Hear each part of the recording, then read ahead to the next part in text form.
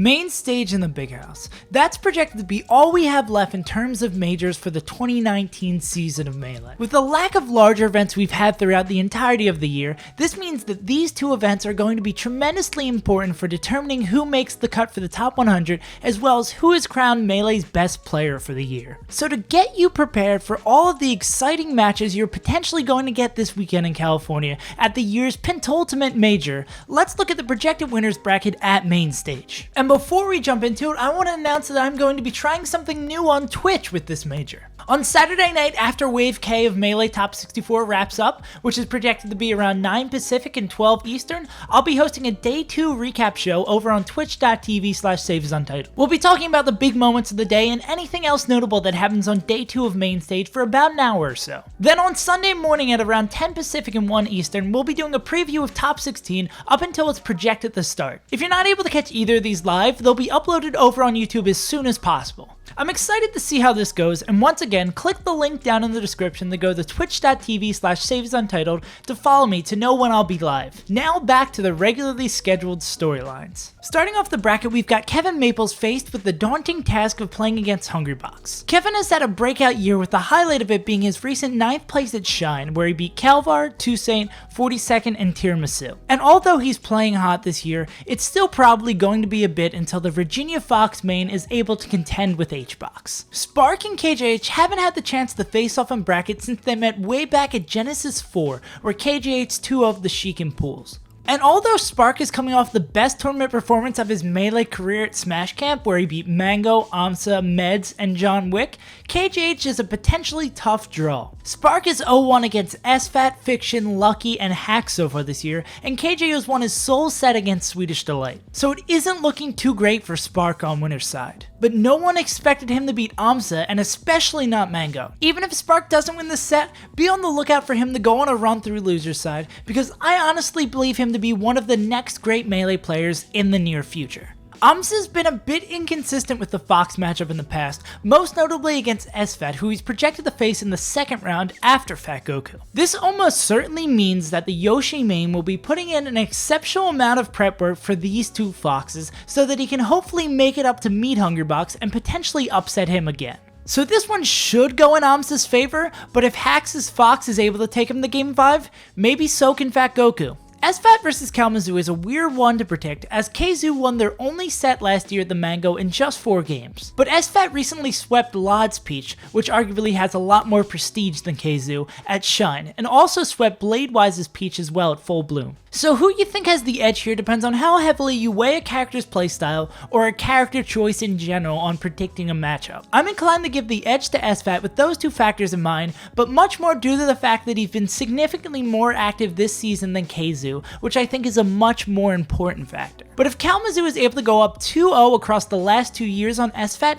he's got Amsa next, who has been known to struggle against Peach. Kazoo beating Amsa would be incredible for his resume, and disastrous for Amsa's potential to go on a deep run at Mainstage. Although many of the top Peaches in Melee are currently either retired or extremely inactive due to personal reasons, Axe shouldn't have any issues beating Bladewise without any recent matchup practice. The pair have met 4 times since 2013 according to Tafo stats, and Bladewise was only able to take a game off the Pikachu once at Kings of Cali in 2013.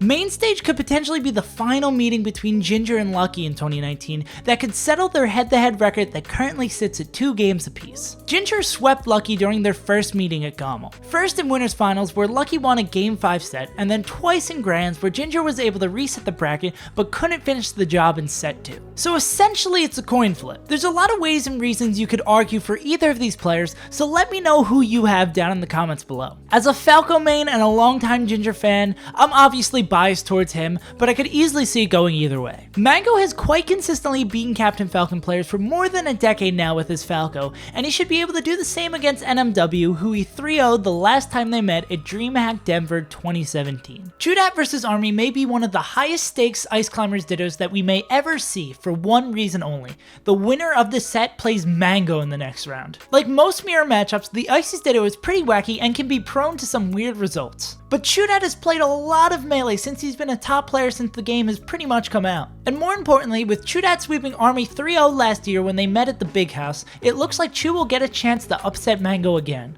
Ty's Marth should be an easy win for the second seed Leffen, who is projected to run the Marth gauntlet at this event with Pew Pew and Zayn also in his path. To be blunt, Pew Pew and Westballs are fighting for the privilege to lose to Leffen in the next round. But this won't keep this matchup from being one of the most exciting here. These two have been meeting in bracket for quite a while, with TafoStats head-to-head information for these two going all the way back when Westballs beat Pew Pew at Don't Go Down There Jeff in 2010. In these 9 years of meetings, Pew Pew holds an 11-6 lead in sets, and 2010 stands as the only year that Westballs has had a winning record over Pew Pew. They were tied in 2014 and 2018, but Pew Pew has held strong over West in all those other years. So despite the fact that West did win their last meeting in a Game 5 set at the Big House 8, his recent slump and potential hand injury from Smash Camp lead me to believe that Pew Pew will win this one. Following that is SJ vs La Luna, which is another explosive match that we haven't seen in quite a while. When they last met in 2017 at Holiday Bash, SJ came out as the victor after La Luna had beaten him in 3 straight sets that year. But needless to say, both of these players have changed tremendously since then.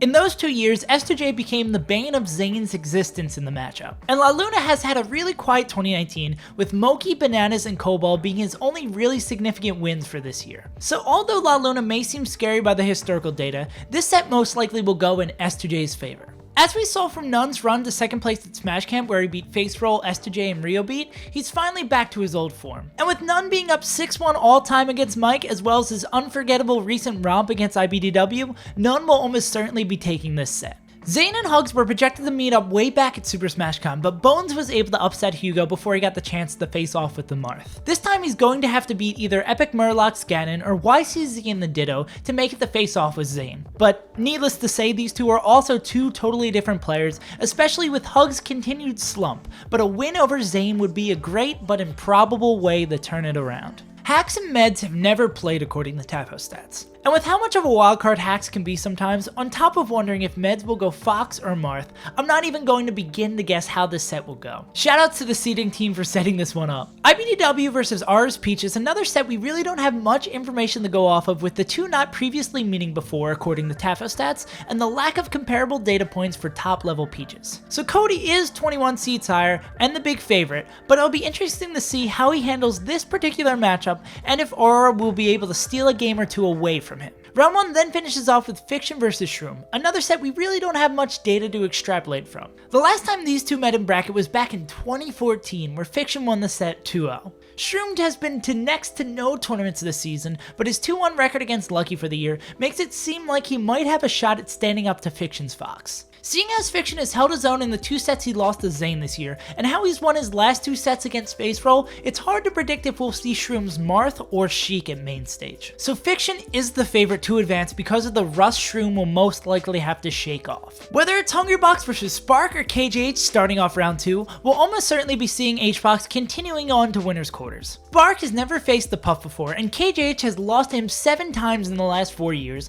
so I think both of these guys are equally as likely to pull off an upset here. Amsa and SFAT were projected to settle their 1-1 record for the year at SmashCon, but Kevin Maples upsetting SFAT and Amsa being upset by Lod messed up those plans. And with both of their matches in the previous rounds being ones that could potentially flip, there's a very real possibility that it will happen again. But let's stay hopeful. SFAT is up 4-3 across the last 2 years, as well as winning 4 of the last 5 times the pairs met. So Amsa's scariest matchup in his projected path actually may be the 2 leading up to HBox instead of the Puff himself. But we'll have to wait till Saturday to see if this is truly the case. Axe proved pretty clearly with his 3-0 win over Ginger at Genesis 6 this year that his loss to the Falco in 2018 at Full Bloom was most likely just an off tournament for him. And most likely here at Mainstage we'll be seeing Axe knocking Ginger or Lucky into losers and advancing on in bracket. I think anyone who took a look at the projected brackets for Mainstage immediately was concerned when they saw Mango versus Chudat as the projected matchup.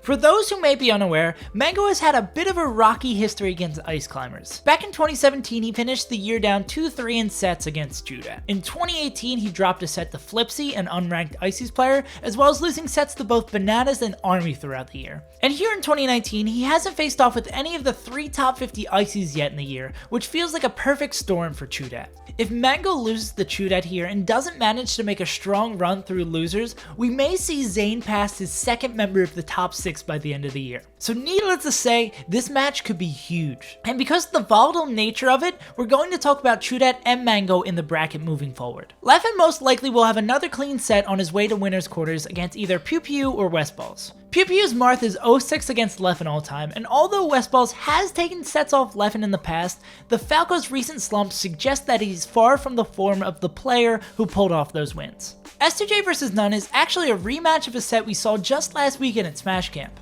There, None just barely won an electric Game 5 last stock set. None is also up all time in the Ditto against S2J 8-4, winning 3 of their last 5 meetings. Winning 2 sets in back-to-back weeks not only would be great for None's resume, but would also silence some of the doubters who have been incorrectly saying that some of, or even all of the sets at Smash Camp shouldn't count towards the rankings. But despite all this extra noise around the set and the greater context of it, it's a Falcon Ditto. It'll be exciting to watch no matter what. Zane versus Hacks or Meds will most likely just be another day in the office comboing Foxes for Zane. The only Fox Zane has dropped a set this year to is Leffen. And if you need even more assurance that Zane's gonna win here, he 3-0'd Hacks at Battle of BC 3 this year. And closing off this exciting round of sets, we've got a Fox Ditto between IBDW and Fiction. The pair of top 20 Foxes met a single time earlier this year at Fight for SoCal 2, where IBDW won the set 3-1 in pretty clean fashion. And here at Mainstage, we'll most likely see a repeat of that. But Cody has dropped sets to SFAT, Absent Page, and KGH, so going up to a 1-1 against Fiction for the year is probable, but not likely.